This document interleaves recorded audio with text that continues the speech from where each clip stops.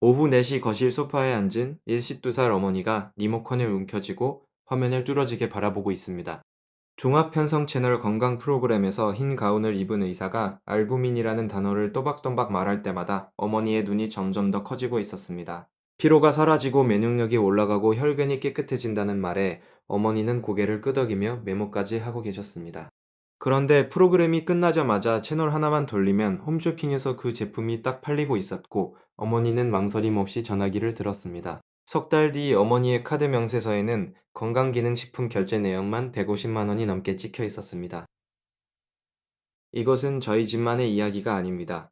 지금 이 순간에도 대한민국 수백만 가정의 거실에서 똑같은 일이 벌어지고 있습니다. 2025년 기준 국내 건강기능식품 시장 규모는 약 5조 9,626억 원에 달합니다.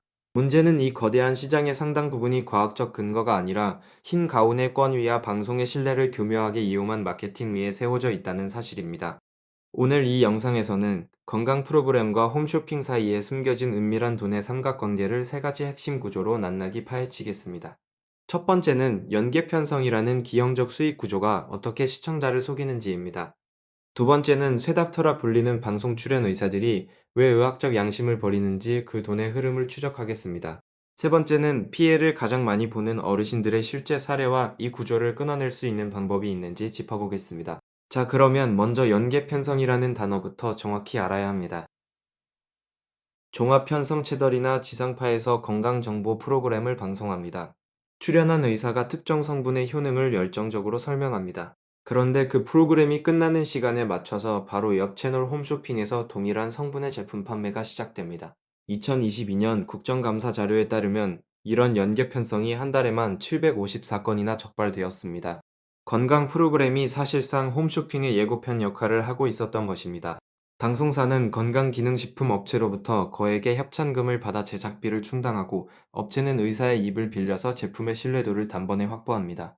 시청자는 이것이 순수한 건강 정보인 줄 알고 그대로 믿게 되는 것입니다. 이 삼각 구조에서 유일하게 손해를 보는 사람은 오직 시청자분입니다. 2026년 3월에는 유튜버 사망여우가 이 문제를 정면으로 저격하면서 연계 편성 논란이 다시 한번 수면 위로 떠올랐습니다. 사막여우는 영상을 통해 MBC 썰록의 81회 방송 중 77회가 홈쇼핑과 연계되어 있었다고 폭로했습니다. 무려 95%에 달하는 방송이 사실상 홈쇼핑 판매를 위한 사전 광고였다는 충격적인 주장이었습니다. 이 영상은 공개되자마자 폭발적인 반응을 일으켰고 댓글창에는 우리 엄마가 딱 저렇게 당했다는 분노와 의사라는 사람들이 돈 때문에 양심을 팔았다는 비판이 쏟아졌습니다. 이 논란 직후인 2026년 3월 24일 연계 편성을 명시적으로 금지하고 위반 시 과징금을 부과하는 방송법 개정안이 국회에서 추진되기 시작했습니다. 같은 날 식품의약품안전처도 식품부당행위 긴급대응단을 공식 출범시키며 부당 광고와 소비자 기만 행위에 대한 전면 단속을 선언했습니다. 하지만 과연 이 법과 단속이 실효성을 가질 수 있을지는 아직 미지수입니다. 이제 두 번째 핵심인 서닥터의 실체를 들여다보겠습니다. 최닥터란 방송에 출연해서 과학적 근거가 부족한 건강 정보를 마치 검증된 의학 지식인 것처럼 전달하는 의사를 가리키는 말입니다. 2026년 가장 뜨거운 논란의 중심에 선 제품은 바로 먹는 알부민입니다. 알부민은 원래 간에서 만들어지는 필수 단백질로 의료 현장에서는 주사 형태로 중환자에게 투여하는 성분입니다. 그런데 이것을 입으로 먹는 건강기능식품으로 만들어서 피로회복과 면역력 증진에 효과가 있다고 광고하기 시작한 것입니다. 2026년 3월 17일 대한의사협회가 공식 성명을 발표했습니다. 먹는 알부민은 소화 과정에서 아미노산으로 분해되기 때문에 경구 섭취로는 알부민 자체의 기능을 기대할 수 없다는 것이 핵심이었습니다. 쉽게 말하면 알부민을 입으로 먹는 것은 비싼 단백질 가루를 삼키는 것과 크게 다르지 않다는 뜻입니다. 의협은 일반 건강인을 대상으로 피로 개선이나 면역력 증진 효과가 임상적으로 입증된 근거가 전혀 없다고 못 박았고, 알부민 광고에 출연한 의사들에 대해 징계 절차를 밟겠다고 선언했습니다. 그런데도 방송에서는 여전히 흰 가운을 입은 의사들이 알부민을 생명의 열쇠라는 표현까지 써가며 홍보하고 있었습니다. 이들은 왜 의학적 양심을 저버리는 것일까요? 답은 돈의 흐름에 있습니다. 건강기능식품 업체가 방송 출연료 명목으로 의사에게 지급하는 금액은 해당 수백만 원에서 수천만 원에 이르는 것으로 알려져 있습니다. 여기에 자문료와 이름 사용료까지 더하면 연간 수억 원의 수입이 발생하니 의사 면허라는 국가가 부여한 독점적 권한이 자본의 도구로 전락한 것입니다. 2024년 11월에는 쇠닥터 퇴출법이라 불리는 의료법 개정안이 국회에서 발의되었습니다. 의료인이 방송에 출연해서 거짓 건강 정보를 제공하거나 식품을 의약품처럼 홍보하면 최대 1년 이내에 면허 정지 처분을 받게 하겠다는 내용이었습니다. 그러나 2024년 기준 방송심의 제재 사례 중 실제로 의료법 위반으로 자격 정지가 이루어진 건수는 손에 꼽을 만큼 적었습니다. 방송통신심의위원회가 쇠닥터를 적발해도 보건복지부에 행정처분을 의뢰하거나 심의 제재 사실을 통보할 법적 의무조차 없기 때문입니다. 부처 간 칸막이 행정이 쇠닥터들에게 사실상의 면죄부를 주고 있는 셈입니다. 2024년에는 폴리코사놀이라는 성분을 콜레스테롤을 낮추는 효과가 있다고 광고한 홈쇼핑 방송들이 방송통신심의위원회로부터 무더기 제재를 받기도 했습니다. 일반 가공식품을 마치 건강기능식품인 것처럼 둔갑시킨 사례였지만 과징금 수준의 제재는 천문학적인 광고 수익에 비하면 껌값이라는 지적을 피할 수 없었습니다. 2026년 3월에는 식품의약품안전처가 누리소통망을 통해 식품을 질병치료에 효과가 있는 것처럼 홍보한 약국 7곳을 적발하고 고발을 검토 중이라고 밝혔습니다.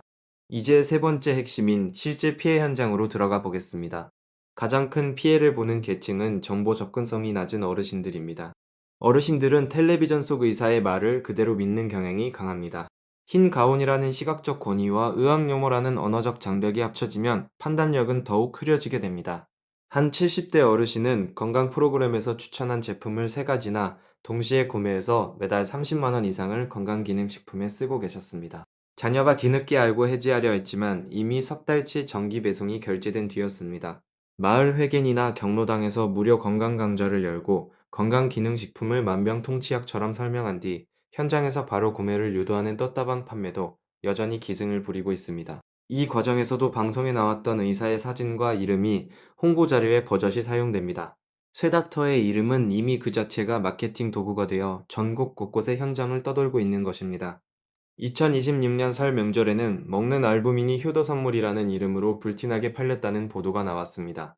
의학적 효능이 검증되지 않은 제품이 효도라는 감정에 실려서 한 통에 10만 원이 넘는 가격으로 수십만 가정에 퍼져나간 것입니다. 이 기형적인 구조를 끊어내려면 무엇이 바뀌어야 할까요? 전문가들은 3가지를 제안합니다.